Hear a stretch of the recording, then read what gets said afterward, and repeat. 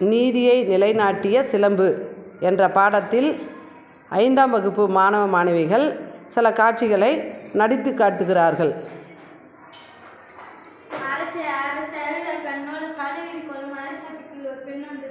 அப்படியா? அந்த பெண்ணுக்கு என்ன துயரமோ தெரியவில்லை. கேட்டாயா? கேட்டேன். கேட்டதான் போறோம் என்று சொல்லிவிட்டார். சரி, அந்த பெண்ணை உள்ளே அனுப்பு.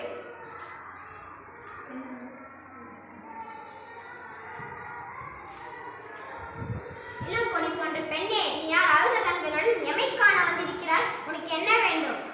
யோசிக்காமல் நீதி வழங்கிய மன்னனே, என்னைய யாருக்கு கேட்கிறாய்? சொல்கிறேன் கேள். ஒரு புறாவுக்காக தனது உடலே தந்தானே சிவி மன்னன்.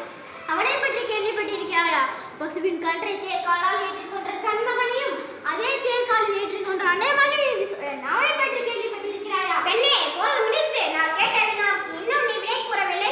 அதை விட்டு நீ வேற எதையோ கூறுகிறாயே. இழைப்பின் அருமை தெரியாத மன்னனே, இதுவரை நான் கூறிய பெருமை மிக்க சோழ மன்னன் புகார் நகரமே எனது ஊர். அவ்வூரில் புகழ்மிக்க மாசாத்துவான் என்பவரின் மகன் கோவலன். அவன் மனைவினான். என் பெயரோ கண்ணகி. ஓ, இப்ப புரிகிறது. அந்த கல்வன் கோவலன் மனைவியா நீ? போதும் மன்னா, என் கணவனை இகழ்வதற்கு உனக்கு என்ன தகுதி இருக்கிறது?